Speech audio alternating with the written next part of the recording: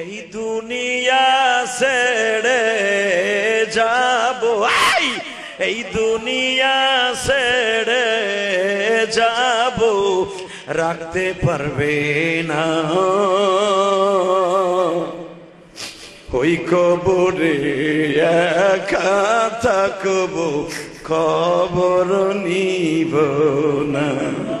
বাড়ি বলো গাড়ি বলো, সুন্দর নারী ভাই, সবাই তোমায় রেখে আসবে অন্ধকার ঘরে। কে বা হবে সঙ্গে তোমার অন্ধকার ঘরে, কে বা হবে সঙ্গে তোমার মরণের কালে। দুনিয়ার এমন কোন জায়গা নাই আল্লাহ আমার 14টা দেশে নিছে গো। ধলা কালো বেঠে লম্বা কত মা দেখলাম, হজে আল্লাহ পাক হজ উমরা দিয়া 17-18 বার নিল। যতবারই যাই গো বাবা, হজে গেলে অন্তত কয়েকশো দেশের মহিলা দেখা যায় গো বাবা। কই আমার মার মতো তো কোন একটা মহিলার চেহারা পাইলাম না গো।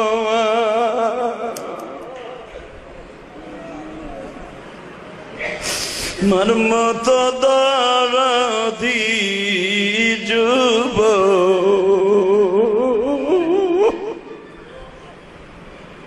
মার মতো দরদি যুবক এই জমিনে নাই। মা বলিয়া ডাক দিলে গো আল্লাহ খুশি হয়। কিল্লা তাশউরুন। وقال الله تبارك وتعالى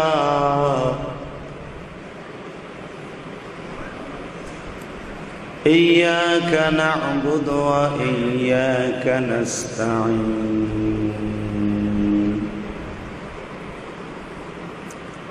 اهدنا الصراط المستقيم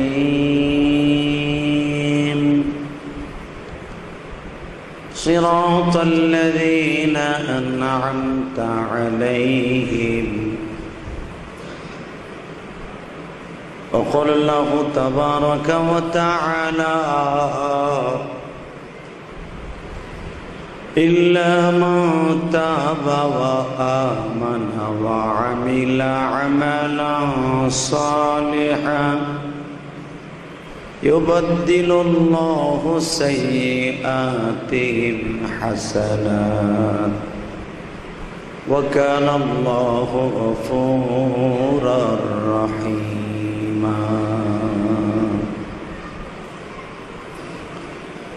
إن الله وملائكته يصلون على النبي يا أيها الذين آمنوا صلوا عليه وسلموا تسليما. اللهم صل على محمد وعلى آل محمد كما صليت على إبراهيم وعلى آل إبراهيم إنك حميد مجيد.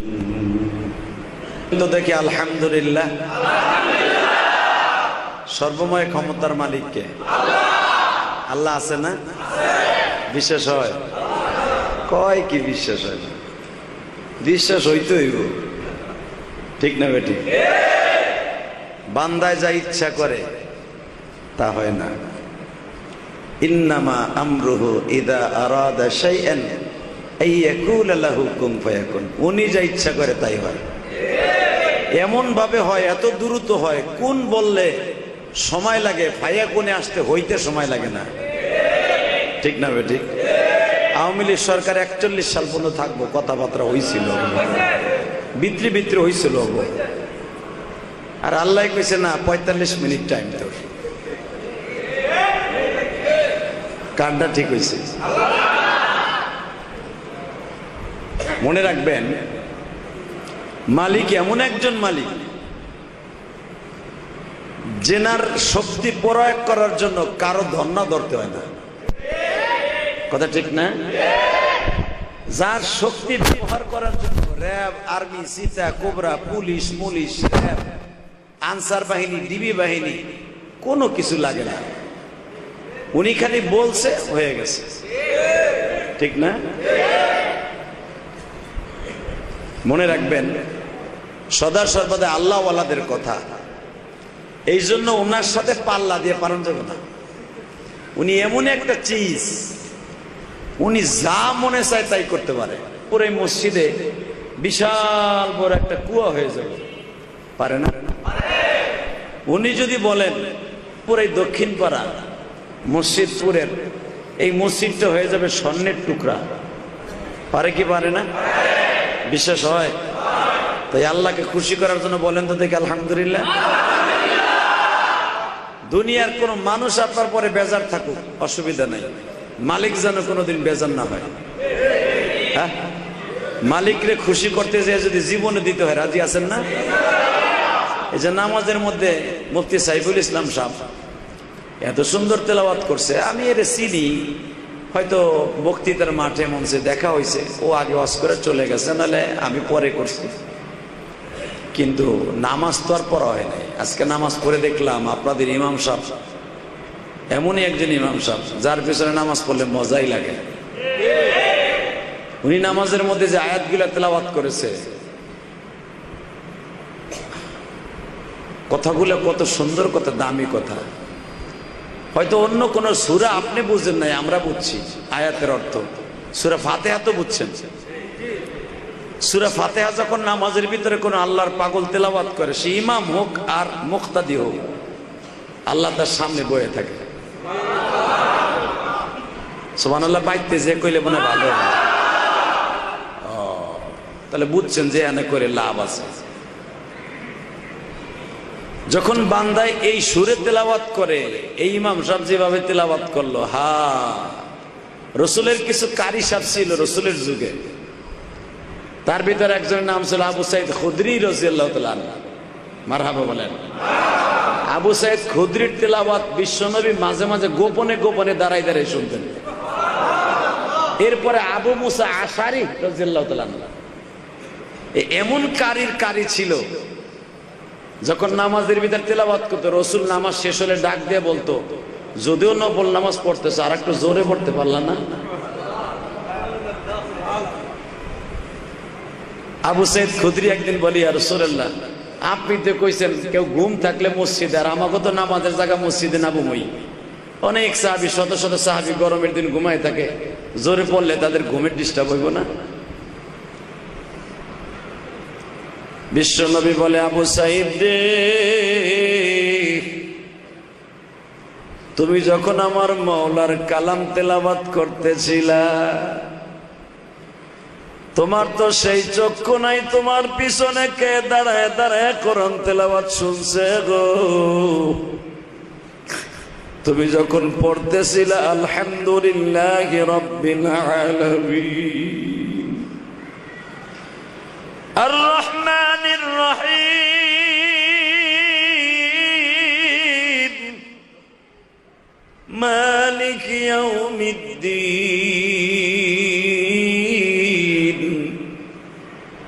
ইয়্যাকা না'বুদু ওয়া ইয়্যাকা নাস্তাঈন,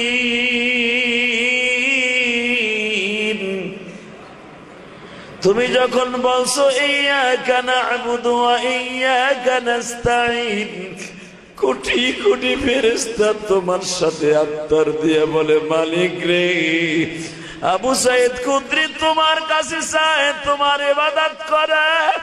আবু সাইদ খুদরির তেলাওয়াত শুনিয়া তোমার নবী নিজেই পাগল হয়ে যাইতাছে গো। তোমার তেলাওয়াত শোনার জন্য আসমান থেকে হাজার হাজার ফেরেশতা মসজিদে নববীতে নামছে। যত্ন করে দিলাম কোরআন, রত্ন করে রাখিও, বলেন না, যত্ন করে দিলাম কোরআন, রত্ন করে রাখিও, আমার কথা মনে হলে কোরআন খুলে পড়িও। আল্লাহ কইতেছে, আমার কথা মনে হলে কোরআন খুলে পড়িও। সবাই যেদিন ভুলে যাবে কোরআন তোমায় ভুলবে না। কথা ঠিক না ঠিক? সবাই যেদিন ভুলে যাবে কোরআন তোমায় ভুলবে না। ঠিক মতো পড়িলে কোরআন বেহেশতে তোমার ঠিকানা। ঠিক মতো পড়িলে কোরআন বেহেশতে তোমার ঠিকানা। এবার জান আল্লাহ নিজে বলেন, ওয়ারাত্তিলিল কুরআন তারতিলা। বান্দা আমার, কোরআন যখন তুই তারতিলের সাথে তেলাওয়াত করবি গো, এই কোরআন পৃথিবীর কোন নবীরে দেই নাই, তোর নবী সারা দুনিয়ার আর কোন নবীরে দেই নাই।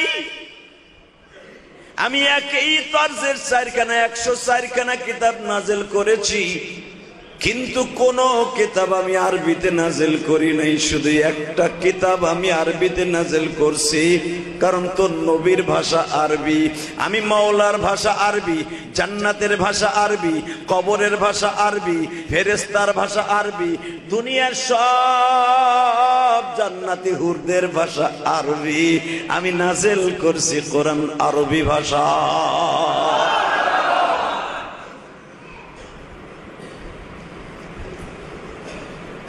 আল্লাহ আল্লাহ, শুধু আপনাদের খেদমত আরজ করতে চাই, আবু সাইদ খুদরি কোরআন তেলাওয়াত করলে যদি নবী পাগল হয়ে যাইতেন। কিছু কিছু বাংলাদেশে কারি সাহেব আছে, ইমাম সাহেব আছে, তাদের পিছনে তেলাওয়াত শুনলে এমনি অন্তর থেকে কান্না আসে। কথা ঠিক না বেঠিক? দিলটা এখন নরম করবেন, চোখের পানি ছেড়ে দিয়ে মওলার একদিন খুশি করে দেন তো কি মজা লাগে। বউরে খুশি করার লাগে মার্কেটে যান, বউ কইছে শাড়ি আমার পছন্দ হয় নাই, বুড়া বেড়া দাড়ি মো সব জায়গায় পাকছে বেড়া বাম, পরে রক্তে বউ ভাত দেবে না বিদায় কাপড়টা বগলের মধ্যে নিয়ে গেছে দোকানে, ভাই এটা আমার মুগির পছন্দ হয় নাই। দোকানদার গাইড খুলে দিয়েছে, চাচা যেটা মনে হচ্ছে এটা পাইছিল, ওই গাইডের থেকে ওই পেরাইছে, ওই টাকা আবার আনছে, বউকে এটা আমার পছন্দ নেই। চোখ নাই তোর কপালে মগা, তুই আনছর কপালে। কথা কর না কেন? বোর কথায় আবার বুড়ায় দৌড়ায়। একটা মহিলারে খুশি করতে যদি এতবার মার্কেটে দৌড়ে যাইতে হয়, আমার মওলারে খুশি করে লাগে 5 বেলা মসজিদে দৌড়ে যাওয়া যায় না? ওনারে খুশি করতে তো কিছু লাগে না, ওনারে খুশি করতে মাত্র ওই যে সুন্দর করে কোরআন তেলাওয়াত করবেন, আমার মওলারে রুকু সিজদা ঠিক মতো দিবেন, মওলায় আপনার মাথার উপরে হাত দিতে দিয়ে বলবে, আর কাঁদতে হইব না, মাফ করে দিছি তোরে। তুই কি চাবি চা, উদউ আস্তাজিব লাকুম, যা চাবি তাই পাবি। এটা তো শেখ হাসিনা খালেদার মতো না, আমি রব তোকে শেখ হাসিনা খালেদার মতো না। 40 বছর আগে কারা তার বাপরে মারছে, 40 বছর পরে এখন ফাঁসি দিছে। আমি রব্বে কারিম এমন না যে 40 বছর আগে কি গুনাহ করছ আমি মাফ করব না। তোর চোখের পানি যেই টাইমে দেখবো ওই টাইমে মাফ করে দেব। গতকালকে কি গুনাহ করছ আর 40 বছর আগে কি করছ ওটা তাকাবো না। তুই যদি খালি আমার একদিন বুঝে কইতে পারোস, তুমি মাওলা মাফ করে দাও মোদেরকে, তুমি মাওলা মাফ করে দাও মোদেরকে, তুমি মাফ না করলে মাফ কে বল করি, নিজের হাতে আমায় তুমি বানায়া,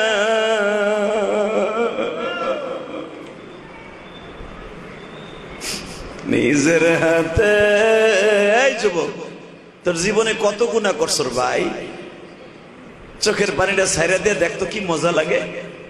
এই কানতে যাই এমন কান্দা কানবা যেই কান্নায় মাওলা তোমার পকেটে আইয়া পড়ে। মাওলারে পকেটে করার জন্য, মাওলারে বন্ধু বানাবার জন্য বেশি কিছু লাগে না, খালি 2 ফোঁটা পানি লাগে। তুমি যদি বুঝায় তারে বলতে পারো, নিজের হাতে আমায় তুমি বানায়া, কেমনে দিবা জাহান্নামে ফেলা, কেমনে দিবা মাপ না করে তাড়ায়া। তুমি যদি মাপ নাই করবা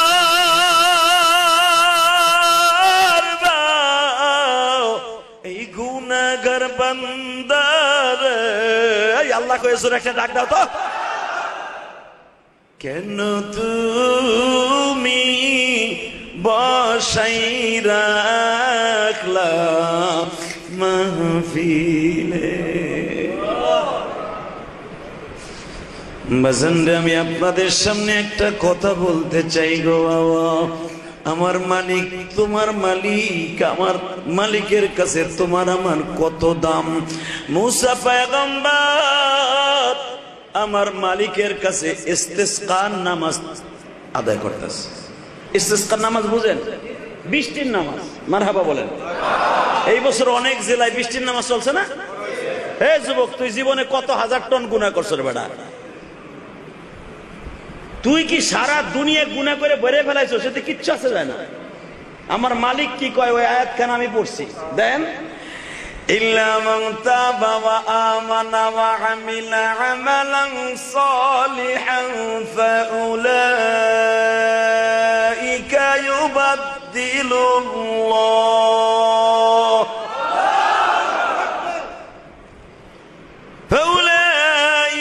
يبدلullahu sayyi'atihim hasanat wa kana Allahu ghafurar rahima।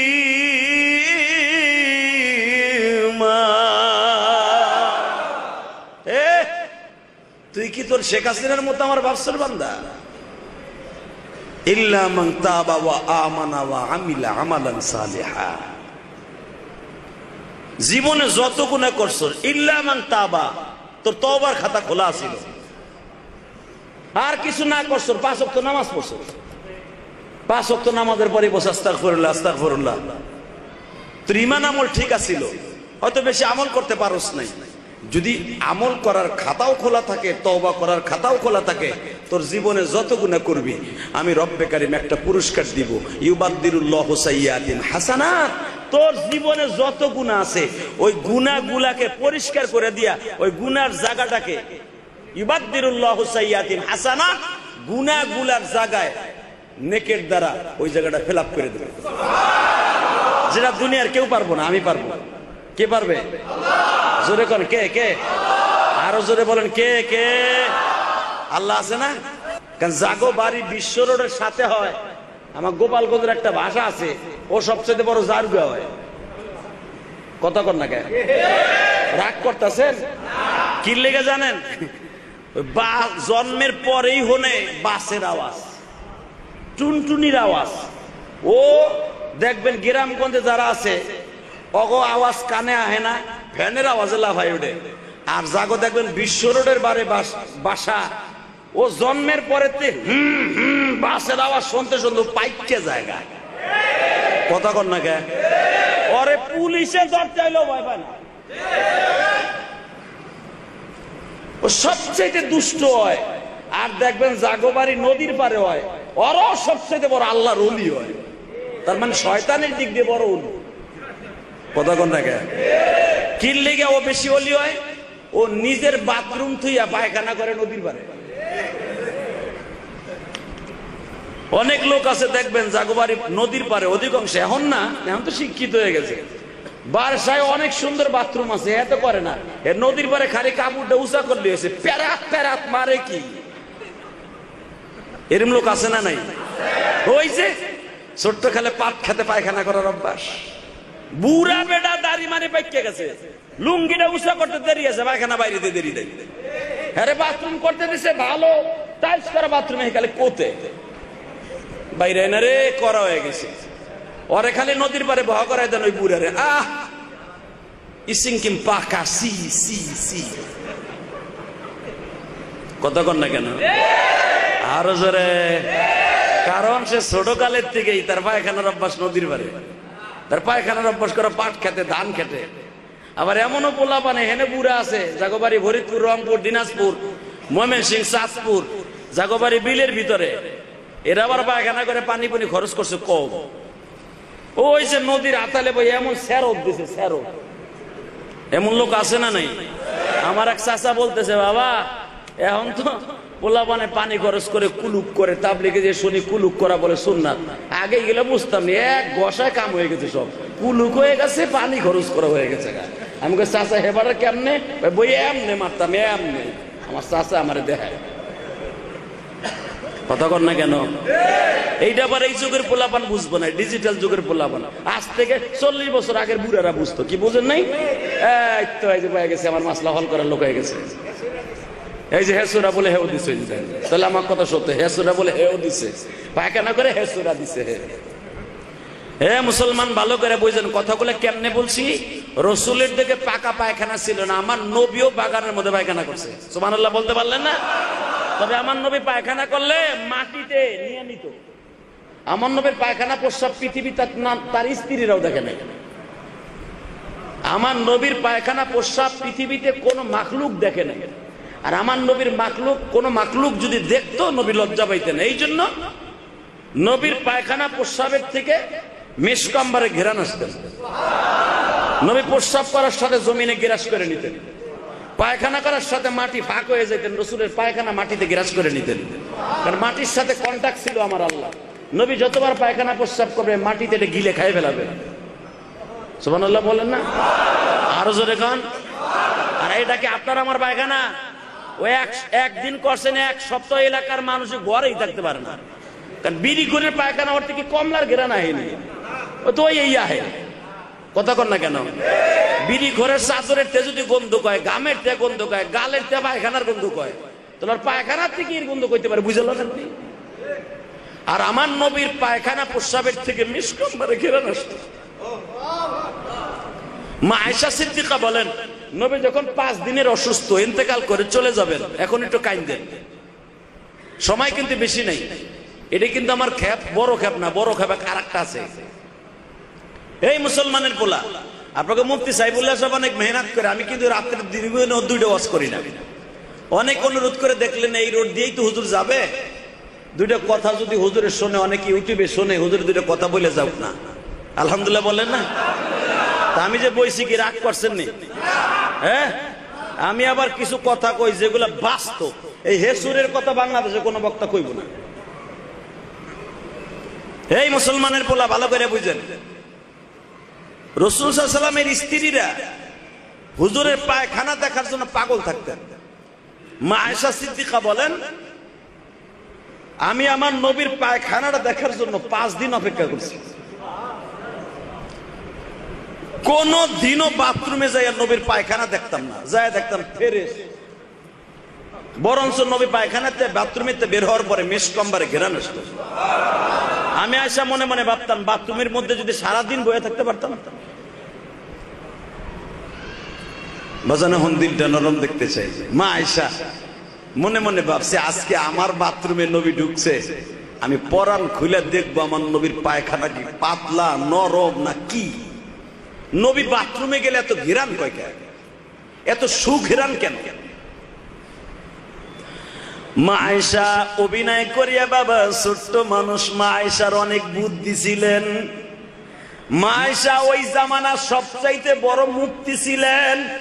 মা আয়েশার মতো মুফতি আবু বকর বলেন, ওসমান বলেন, আলী বলেন, বাজান রে ওমর বলেন, মা আয়েশার মতো মুফতি ওই জামানায় একজনও ছিল না। মা আয়েশা একটা দুইটা যুদ্ধ করে নাই তার নিজের কমান্ডারে। আয়েশা ছিল যুদ্ধের সেনাপ্রধান। সুবহানাল্লাহ বাইতে যে কই তোমার বউরে যদি কও নবীর প্রাণ প্রিয়তম বীর নেতৃত্বে আয়েশা ছিল যুদ্ধের কমান্ডার, লেডি কমান্ডার আমার মা আয়েশা। মা আয়েশার কমান্ডারে হাজার হাজার পুরুষ যুদ্ধ করছে ইসলামের জন্য। এই জন্যই তো মহিলা পুরুষ একসাথে নামতে গেছে মুক্তিযুদ্ধে।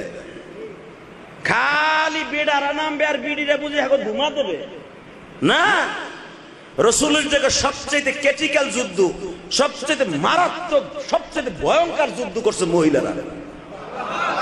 যেরকম ওমরের বিবি উম্মে হাফসা, ওমরের বিবির সামনে 10 জন পুরুষ কিছুই ছিল না।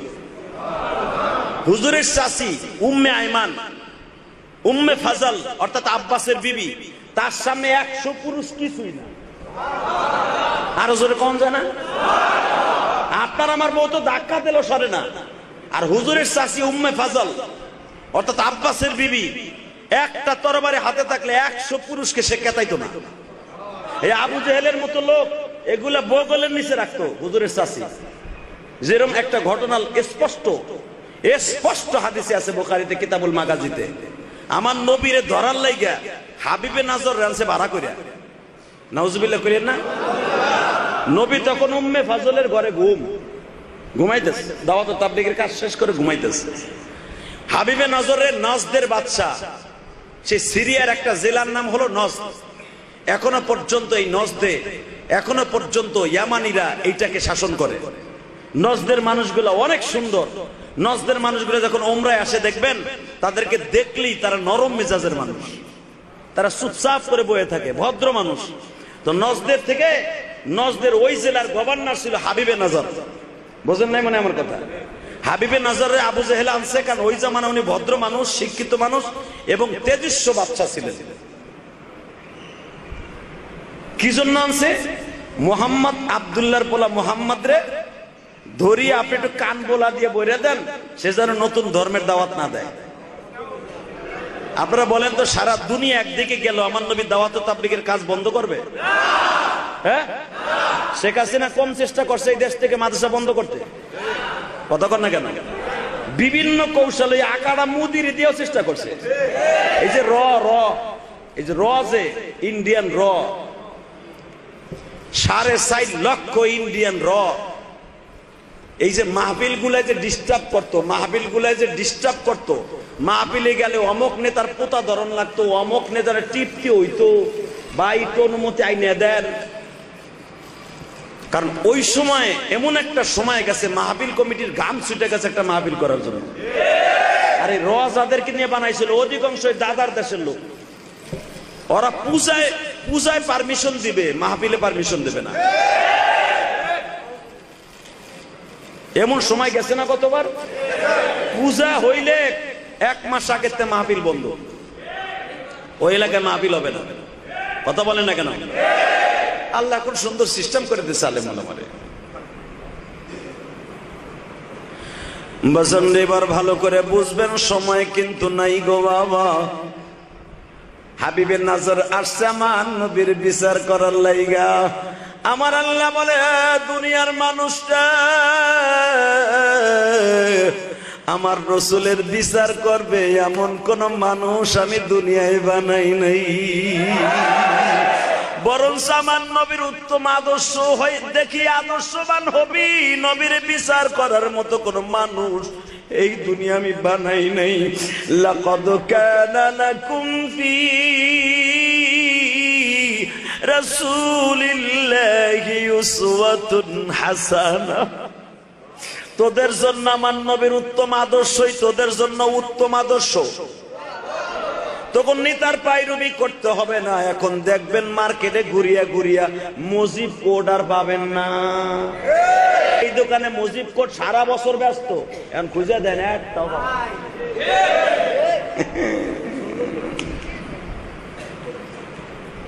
আর পাবেন না। কেন জানেন? ক্ষমতা যখন যার থাকে আল্লাহ তার হাতেই ক্ষমতা তুলে দেয়। জুলুমের হার যখন বেড়ে যায় আল্লাহ একটা জাতা দিয়ে সোজা করে দেয়। কথা কন না কেন? আল্লাহ হাবিবে নাজার খুব ক্ষমতাশালী লোক, খুব ভদ্র মানুষ। আবু জেহেল বলে আপনি যদি বলে দেন পাশাপাশি রাষ্ট্র, মোহাম্মদ আর পারবে না। হাবিবে নজর বাস পোস্ট পাস দিয়া তার লেগে একটা স্বর্ণের চেয়ার বানানো হয়েছে। যে যে গ্লাসে পানি খাবে সেটাও স্বর্ণের, যে প্লেটে হাত ধোবে সেটাও স্বর্ণের। আবু জেহেল খুব দামি দামি জিনিস বানায়া রেডি করে রেখে দিয়েছে। হাবিবে নজর আসবে, মোহাম্মদের বিচার করবে। হাবিবে নজর আসছে, আবু জেহেলের বাড়ির সামনে বহা, বিশাল বড় চেয়ারে বয়ে রয়েছে বদমাইশ।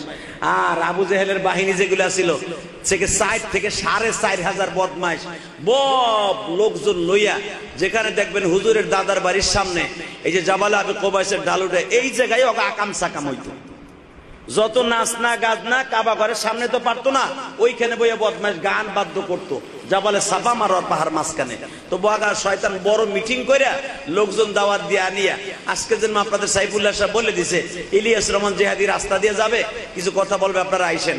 অনেকে ভাবেন যে মাহফিলে আনা সম্ভব না, অন্তত হুজুরে দেখে যায়। ঠিক না বেঠিক?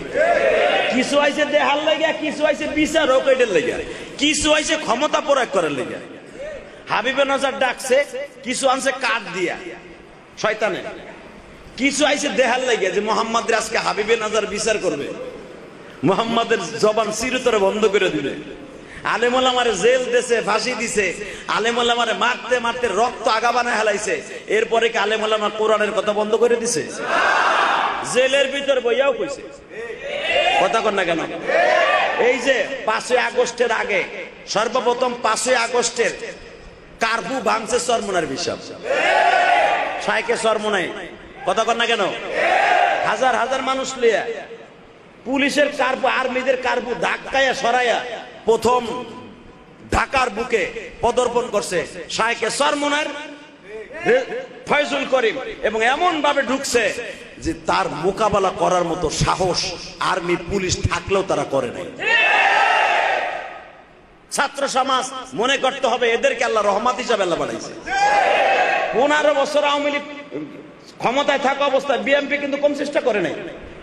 জামাত ইসলাম মারতে মারতে লুলা বানায় হেলাইছে, এমন মাইট দিচ্ছে মনে করছে এগুলো গেছে গা। না, কই এখান সবই দেই জামাত ইসলাম।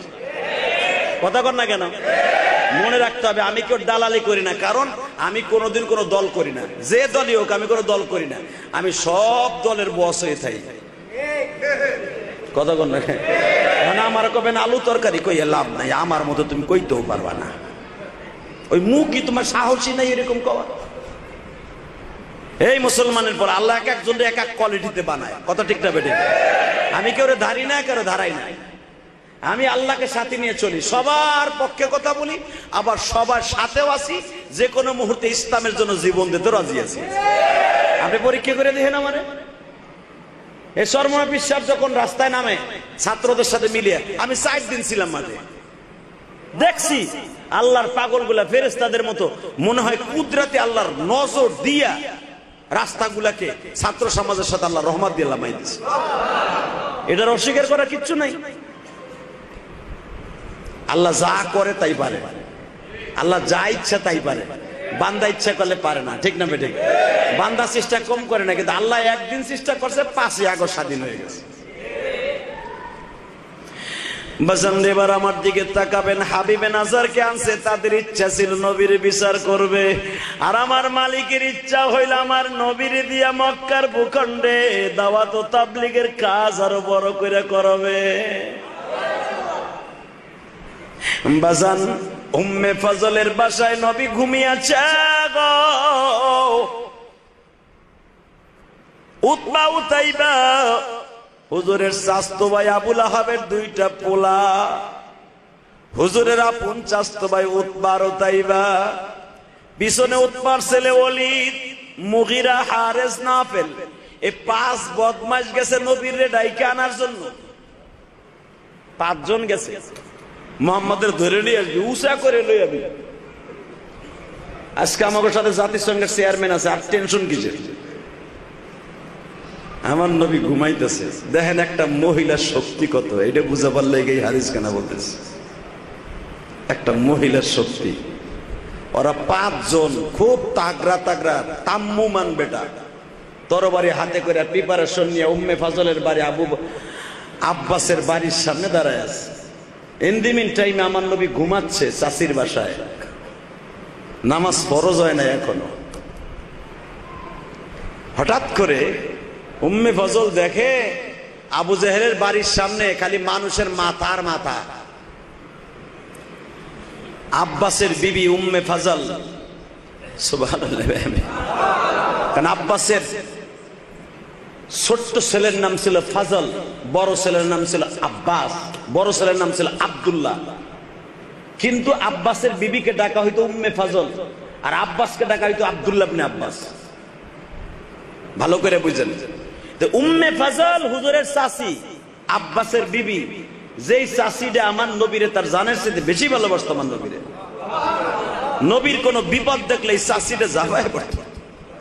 তখনও কিন্তু আব্বাসের স্ত্রী ইসলাম কবুল করে নাই। এর ভিতরে কারণ কি জানেন? হযরত আমিনা রাদিয়াল্লাহু তাআলা আনহা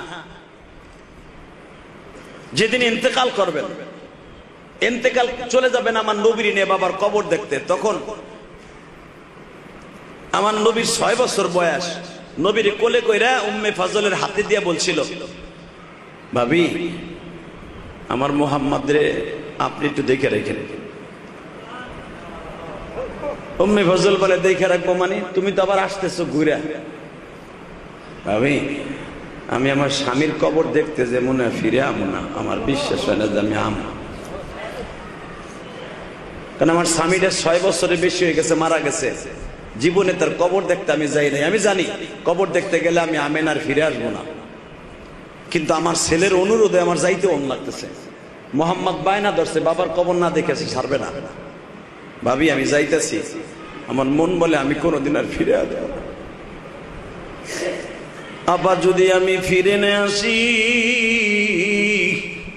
আবার মোহাম্মদ একটু দেখে রাখে।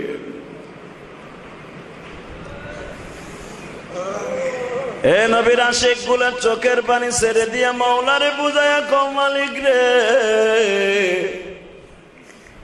তুমি বলে তোমার নবীর প্রেম সাগরের নাইমা যদি কাইন্দা দেয়, তুমি বলে গুনাহ পরিষ্কার করে দাও।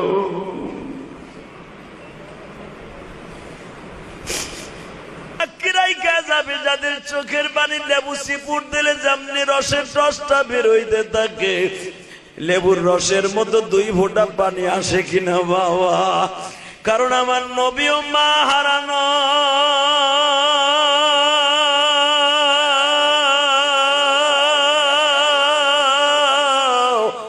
আমার নবী জীবনে বাপ দেখে নাই গো বাবা।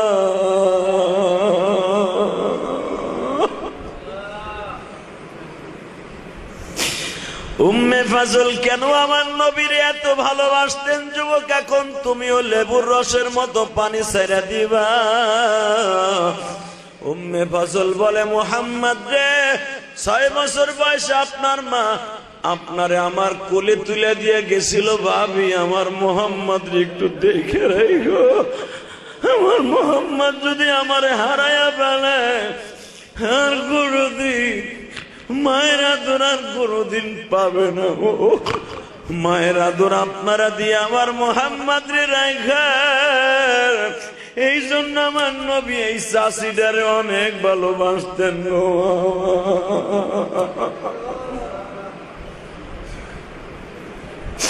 আব্বাস রাদিয়াল্লাহু তাআলা আনহু তখন কালেমা পড়ে নাই, তার বিবিও পড়ে নাই। বাজান রে হামজা কালেমা পড়ছে। হামজার বিবিটাও বাজান নবীর অনেক ভালোবাসতো। যখন দেখছে বেঈমান আবু জেহেল নবীরে বিচার করার জন্য হাবিবে নাজারকে নিয়ে আসছে, আমি দেখবো নবীর আশিক একজন কয়জন আছে বাবা। জাহান্নামে গেলে আগুন হারাম করার জন্য বেশি পানি লাগে না, 1 কলস পানি লাগে না, শুধু 1 ফোঁটা পানি লাগে। এই দুনিয়া ছেড়ে যাবো, এই দুনিয়া ছেড়ে যাব, রাখতে পারবে না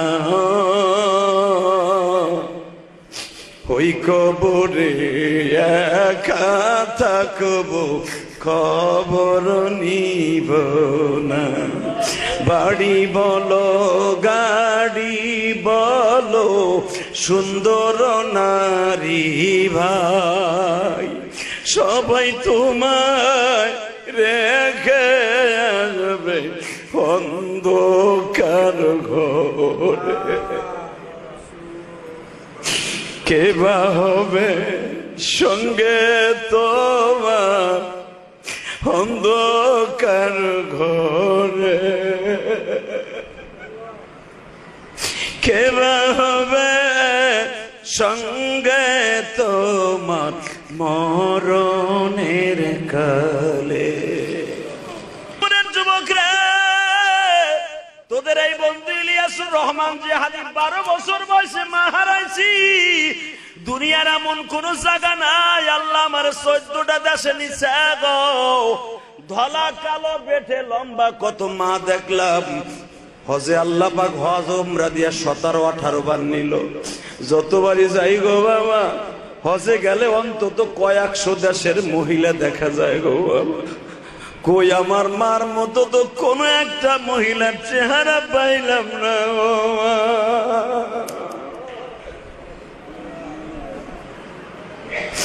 মার মতো দরদি যুবক,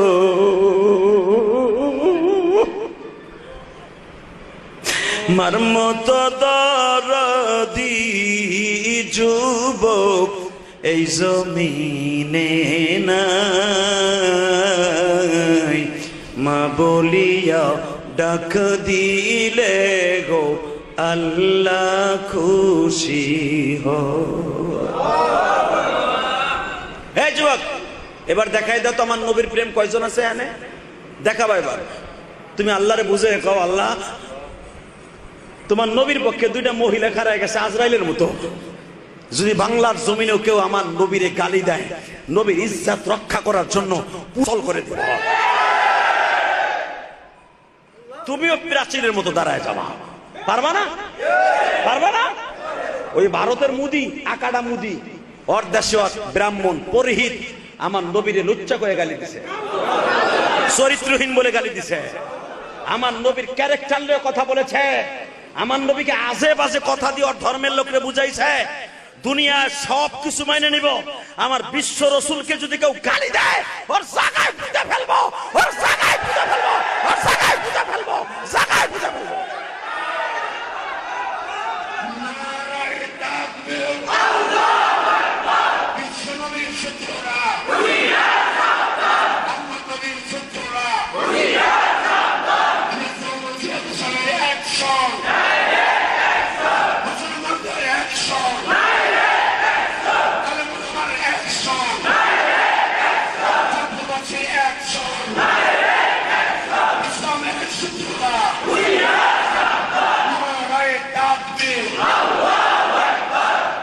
মারহাবা বলে। এই আপনার জবান দিয়ে বের হয়েছে অ্যাকশন, অ্যাকশন, ডাইরেক্ট অ্যাকশন। এই কথাটা নবীর কলিজায় লেগে যায়, এই কথাটা নবী শুনতে চায় যে আমার উম্মত এখনো মরে নাই, আমার উম্মত মরে নাই এখনো। ভারত সরকার আকাড়া মোদিকে বলবো, তোমার পরহিতকে অ্যারেস্ট করছো, আমরা খুশি না, আরে ফাঁসির মঞ্চে ঝুলাইতে হবে। তুমি ভুলে যাও না মোদি, তোমার দেশে জন্ম নিয়েছে আহমদ আর মোহাম্মদ, তোমার দেশে জন্ম নিয়েছে মুইনুদ্দিন চিশতি, তোমার দেশে জন্ম নিয়েছে উসমান হারুনি, তোমার দেশে জন্ম নিয়েছে হুসাইন আহমদ মাদানি, তোমার দেশে জন্ম নিয়েছে আনোয়ার শাহ কাশ্মীরি, তোমার দেশে জন্ম নিয়েছে মোল্লা দুপিয়াজু, তোমার দেশে জন্ম নিয়েছে হাজী ইমদাদুল্লাহ মহোদয় মক্কি। তুমি জানো না তোমার গোটা ভারতের পানি এক পদ্মের মধ্যে আটকাই দিয়েছিল আমার মুইনুদ্দিন চিশতি। হ্যাঁ, সময় আছে এখনো, তোমার দেশের পরিহিতকে তাড়াতাড়ি ফাঁসির মঞ্চে দাও। ও শুনলাম এখনো পর্যন্ত জেলখানায় বসা সে সরি বলে নাই, সে যে নবীরে গালি দিয়েছে সে সরি বলে নাই করে দাঁড়ায়। সে বলেছে আমি যা বলেছি সত্য বলেছি। তোর জিদ পাঠাই না ছিঁড়ে ফেলবো।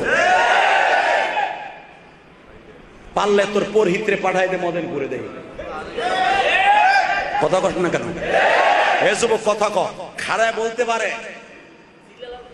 ও যদি বলতে পারে হ্যাঁ আমি ঠিক বলেছি, পারলে খারায় বলতে ক, হ্যাঁ শেখে রাসূল তোর কল্লা উড়াই দিবে। মান সাব্বা নাবিয়ান ফাকতুলু, নবীরে গালি দিছিস তো যে দিবি তার কল্লা উড়াই দিবে, কারণ মরণ তো হয়েই যাবে।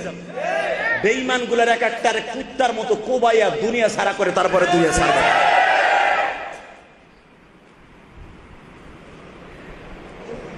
দুইটা মহিলার প্রেম দেহ নবীর প্রতি। তোমাকে তো নবীরে গালি দিলে হিজড়া মানুষের মতো ঘরে বয়ে থাও, সারা দুনিয়া একদিকে, এই দুইটা মহিলা একদিকে।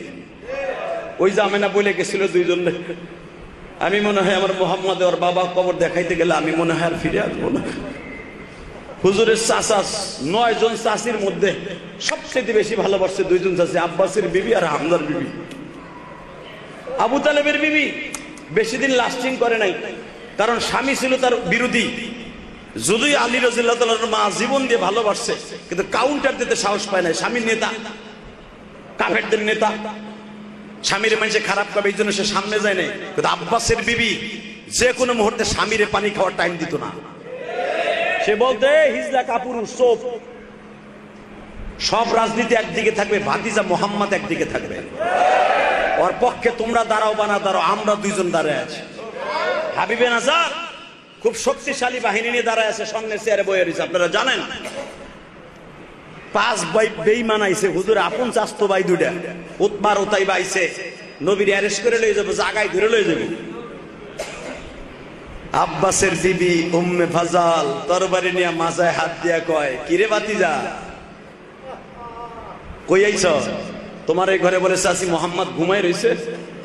খবরদার জোরে আওয়াজ করবি না, কলিজার ভাতিজা আমার ঘুমায়। তোদের চিল্লা পাল্লায় যদি ঘুম নষ্ট হয়ে যায়, কল্লার জায়গায় কল্লা থাকবে, বডির জায়গায় বডি থাকবে আর এক জায়গায়। চাচি বেশি বার্জিডিং করো না, তুমি সব কাজে বার্জে।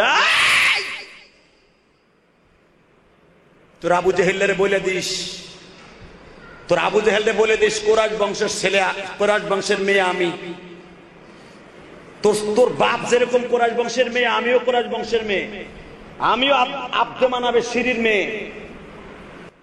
মনে রাখবি তোর চাচা তোর দাদার চাইতে আমার দাদার টাকা বেশি। আমি একমাত্র তোর চাচার লগে বিয়ে বইছে মোহাম্মদের দেখা। বলবি মোহাম্মদকে সেখানে জন্ম নিয়েছে না, মোহাম্মদ জন্ম নেয় নাই, কিন্তু মোহাম্মদ জন্ম নিয়ে আসবে আমার কোরাইশ বংশে, এটা আমরা আগের থেকে জানি। আদম নবী থেকে আমরা জানি যে মোহাম্মদ এই কোরাইশ বংশে জন্ম নিবে। মোহাম্মদের বাবার নাম আব্দুল্লাহ হবে, মার নাম আমেনা হবে। আমেনা আমার কাছে রেখে গেছে আমার কলিজার জাদু সোনা মনিরে। তোর মার কাছে রেখে যায় নাই, আমার কাছে রেখে গেছে। জীবন দিব, মোহাম্মদের কারো হাতে তুলে দিব না। পারে নাই, উতবা উতাইবা পারে নাই, স্যালেন্ডার করে গেছে। আবু জেহেলের কাছে নেতা চাচি সামনে খাড়াইছে দুইজন। আবু জেহেল আরো 150 পোলাপান পাঠাইছে। যখন তারা বেশি বাড়াবাড়ি করতেছে, উম্মে ফজলের স্ত্রী, উম্মে ফজল অর্থাৎ আব্বাসের বিবি, আপনার আমার কলিজার টুকরা নবীর চাচি, তরবারি নিয়ে বলছে, একজন যদি দরজায় আসার চেষ্টা করো, বডি থাকবে এক জায়গায়, কল্লা থাকবে আর এক জায়গায়। মরার পরে কোনো শব্দ নাই। এর ভিতরে আমার নবী হেঁটে আসতেছে। চাচি কি হয়েছে? আপনি আবার উঠে আসলেন কেন?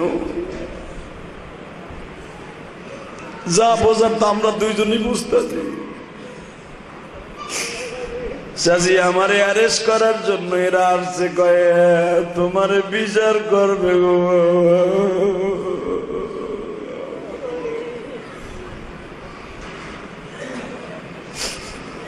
এইবার একটা আওয়াজ দিবা, জীবনে কোনোদিন আওয়াজ দাও নাই। নবী আমার মুস্কি হেসে দিয়ে বলে, চাচি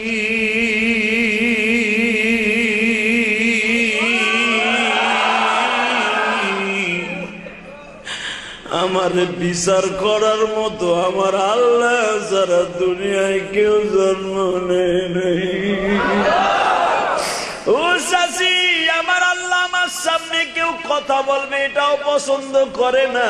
লা তারফাউ আসওয়াতাকুম ফাওকা, বলেন না কেন উলামায়ে কেরাম? চাচি আমার বিচার তো দূরের কথা, আমার সামনে কেউ জোরে কথা কোক এটাও আমার আল্লাহ পছন্দ করে না। চাচির নবী, আমার নবীর সামনে কেউ উচ্চ আওয়াজে কথাও বলবি না। চাচি আমার কেউ বিচার করতে পারবো না। না বাবা, আপনি ঘরে থাকেন, ওগো প্রিপারেশন বেশি ভালো না, ওগো পরিস্থিতি খুব ভয়ঙ্কর। ওরা হাবিবে নাজার রে নিয়ে আসছে, সে হলো জাতিসংঘের চেয়ারম্যান।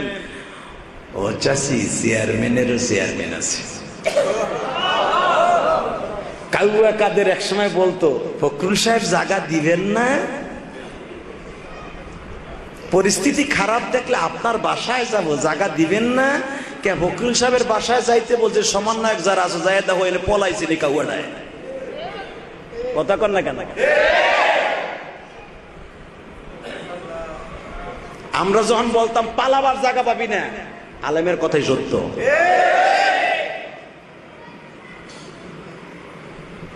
তাকা ওই দিকে, আলেমদের কথা মিথ্যা না, আমার নবীর কথা মিথ্যা না। চাচি, আমি মুহাম্মদকে বিচার করার মতো কোন মানুষ পৃথিবীতে জন্ম নেয় নাই। ভাতিজা, তাহলে আপনি যাবেন ওই বেয়াদবের সামনে? চাচি আমি যাই, আপনি দেখেন আমার নবী সুন্দর একটা জামা পরলেন, নবী রৌদ্রে বের হয়েছে, নবীর মাথার উপরে আল্লাহ একটা অটো ডিজিটাল ছাতি লাগাই দিছে, রোদের তাপও লাগে না। বেঈমান গুলা হাজার হাজার বেঈমান, 4,500 মানুষ, ওই যুগের মানুষগুলা আমাকে সাইডের বডি এক জায়গায় করলে যেই মানুষ, ওরা এক একজন এত বড় মানুষ। হেরা লম্বা ছিল 11 ফুট, 12 ফুট, 13 ফুট, 14 ফুট লম্বা। আব্বাস রাদিয়াল্লাহু তাআলা 16 ফুট লম্বা ছিল মিয়া।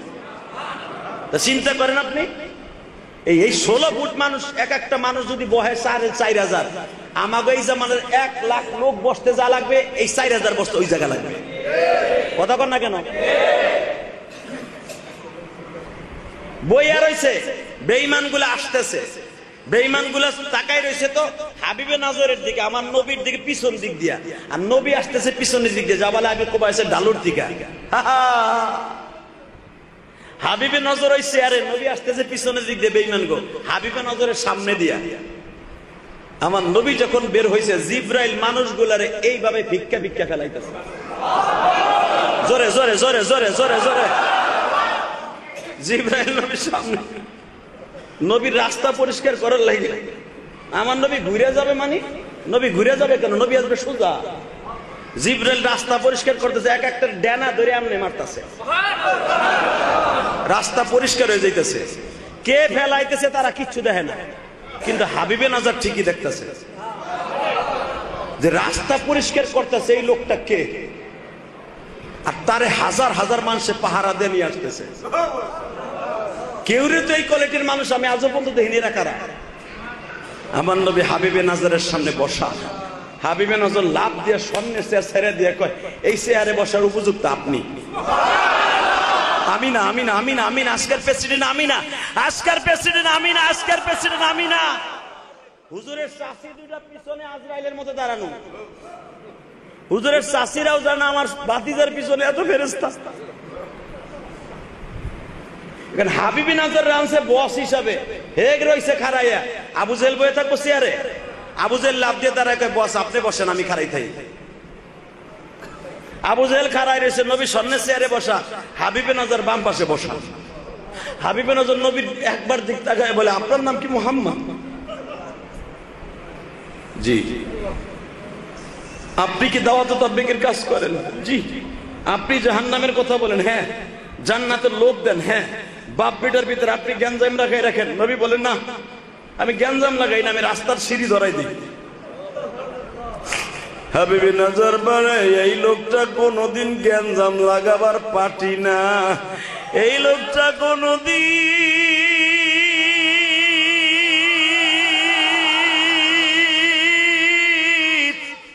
সন্ত্রাসী হতে পারে না গো।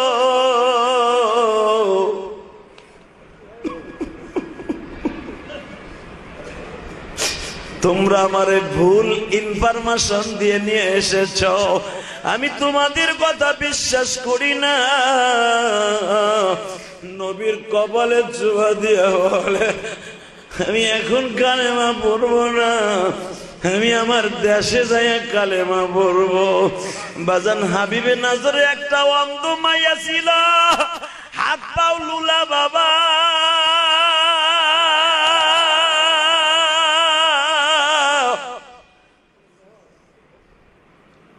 হাবিবে নাজর দেশে যাইয়া দেয় মেয়েটা হাইটা বাবারে রিসেপ্ট করতে আসছে। আমার নবীর মুআজিজা হাবিবে নাজরকে বলতেছে আপনি যখন আমার সম্মান করলেন, আপনি সবচেয়ে দুর্বল হলো আপনার মেয়েটার কাছে। আপনার মেয়েটা হাঁটতে পারে না, চোখে দেখে না। আমি নবী যাইবার সময় আপনার একটা হাদিয়া দিয়ে দেই। আপনি যখন আমার বিচারের জন্য আসেন, আপনার মেয়েটা বারবার বলছিল আব্বা গো তুমি যাও না, ওই মানুষটার বিচার করার লাইগা গো বাবা। ওই মানুষটা ওয়ামা আরসালনাকা ইল্লা রাহমাতাল লিল আলামিন।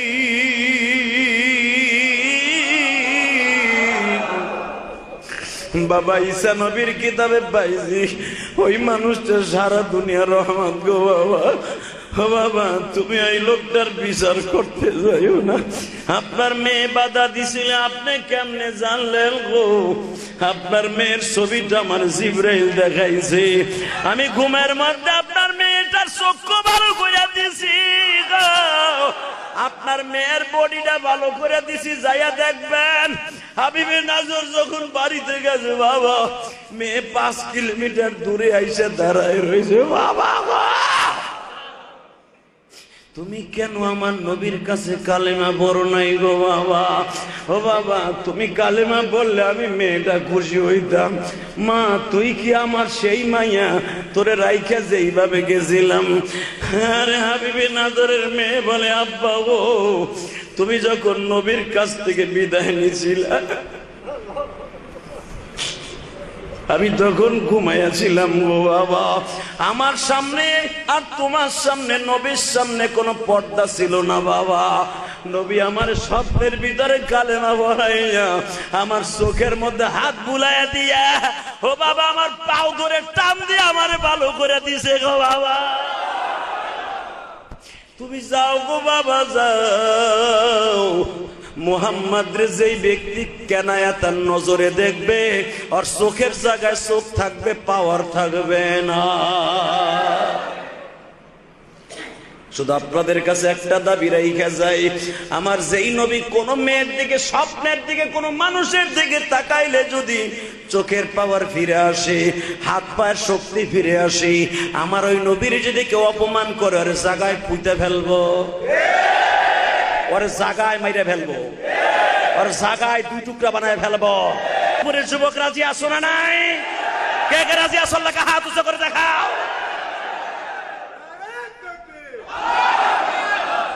আলহামদুলিল্লাহ বলেন। আরে মিয়া মরণ তো হইয়াই যাবে, ঠিক না বেঠিক? ওই মরণ চাই না যে রাস্তায় ফেলায় কুত্তার মতো পিড়াইয়া মারবে। আমলিগের কিছু নেতাগুলারে মারছে বাংলাদেশে, দেখছেন? ওকে জানা যায় লোক পাইছিনি, কথা কন না কেন? আর সমন্বয়ক যারা মরছে ওদের এক একজনের জানাজা, আবু সাইদের জানাজা দেখেন, এত কড়া পাহাড়ের ভিতরে আবু সাইদের জানাজা দেখেন, কথা বলেন না কেন? এমন মরণ চাই না যে মরার পরে মানুষে কবে আলহামদুলিল্লাহ। ওই মরণটা চাই যেই মরণটা শুনে বলবে কয় কি লোকটা চলে গেছে। ওই মরণটা চান কি চান না? হ্যাঁ, আমি দেখতেছি প্রত্যেকের চোখে পানি। কসম খোদার, আর জীবন এই মসজিদে আসি বা না আসি, এই চোখের পানিটাই আপনার জন্য নাজাতের দরজায় নিয়ে খাড়া করাই দেবে। জান্নাত চান কি চান না? চান, সবাই চান। ইলিয়াস রহমান জিহাদিও চায়। ইলিয়াস রহমান জিহাদি জান্নাত পাইবার জন্য ঢাকা কেরানীগঞ্জ 4 কোটি টাকা খরচ করে একটা মসজিদ বানাইছে। আমার সমালোচনা করতে পারবা, আমার মতো বক্তৃতায় আল্লাহর পাগলদের চোখ দিয়ে পানি ফেলাইতে পারবা না। এটা আমার ক্রেডিট না, এটা আমার মায়ের দোয়া। আমার চাইতে বড় সুরলা বক্তা বাংলাদেশে আছে, কিন্তু আমার মতো কান্দানিওয়ালা বক্তা বাংলাদেশে চরমনের শায়েখ ছাড়া কেউ নেই। খবর লয়ে দেওয়া হবে না? এইটুক সময় ওয়াজ করছি 1 ঘন্টা, একজনও বাদ নাই, কান্দ নাই। পাথর দিলওয়ালাটাও কাঁদছো, তার কারণটা কি? এটা আমার ক্রেডিট না, এটা আমার এলেমের বাহাদুরি না, আমার জনম দুঃখিনী মায়ের দোয়া। আমার মা 12 বছর বয়সে আমার কপালে সুমা দিয়ে কইছিল, এমন একদিন আসবে তোর ভাত পরে খাবে, তুই মাদ্রাসা ছাড়িস না। কারণ আমি গরিবের পোলা, আমি তো ধনীর পোলা না। তুই ভাতের কষ্ট করতেছ, ওর মাদ্রাসার টাকা তোর বাবা ঠিক মতো দিতে পারে না, তুই মনে রাখিস তোর টাকা একদিন পরে খাবে। যেদিন তোর টাকা হবে সেদিন তুই আমি মায়ের কথা স্মরণ করবি আর কানবি, আর তোর কথা শুনে অনেক যুবক কানলো। আমি বললাম পাগল ছাগল, কানির মাইয়া কানি কয় কি আমার কথা শুনে মানুষ কানবো কে? আমি কি পীরনি? মা কয় তোর তুই পীর হবি না, কিন্তু তোর কথা কানবো। কিন্তু যেদিন তোর কথা কানবো সেদিন আমি মায়ের কথা মনে করে তুই কানবি। আমি মাদ্রাসা যাইতে চাই না বিদায়, মাদ্রাসা পড়বো না বিদায় মা এই সমস্ত কথা দিয়ে আমার লজ্জা দিত। আমি বলতাম যাও আমি মাদ্রাসা পড়বো, কিন্তু শর্ত একটা, তোমার বাইসে থাকতে হইব। মা হাসতো আর বলতো গলায় হাত দিয়ে, তুই কি পাগল? আমি বাইসে থাকবো চিরদিন, কিন্তু যদি আমি মরে যাই আমার লাগে ওয়াদা দে তুই মাদ্রাসা ছাড়বি না। 2 নম্বরে যদি কোনোদিন টাকার মালিক হস একটা মসজিদ বানাইস। আমি আমার মায়ের ওসিয়ত পালন করতে যে মসজিদ বানাইছি দেখে আইসো। আমি কাউকে বলি নাই আমার 1 বছর সিমেন্ট দাও বেড়া, আমার ওয়াজের সমস্ত টাকাগুলা মসজিদে খরচ হয়। আলহামদুলিল্লাহ বলতে পারে না? আমার সাইডা মানুষের টাকা দেয়, আমি কাউরে কই নাই আমার 1 বছর সিমেন্ট দেয়। আপনাকে 2টা পাও ধরে বলছি, এই মসজিদটার কাম চলতেছে, দুনিয়া তো ছেড়ে যাবেন গাই। আল্লাহর কোন বান্দা আছেন নি মসজিদের কামের লাগা যে হাদিস হুজুর আপনি 4 কোটি টাকা খরচ করছেন স্যাপ দিয়ে গুইনা, বাড়ি বেচছেন 2টাই মসজিদ করতে যাইয়া, জায়গায় কিনছেন 1 কোটি 20 লাখ টাকা দিয়া। আমারও তো মা নাই, আমারও বাবা নাই, আমি আমার বাবার কবরটা জান্নাতের টুকরা করতে দরকার 1 গন্ডা বেচা এই মসজিদের যে বাকি কাম আছে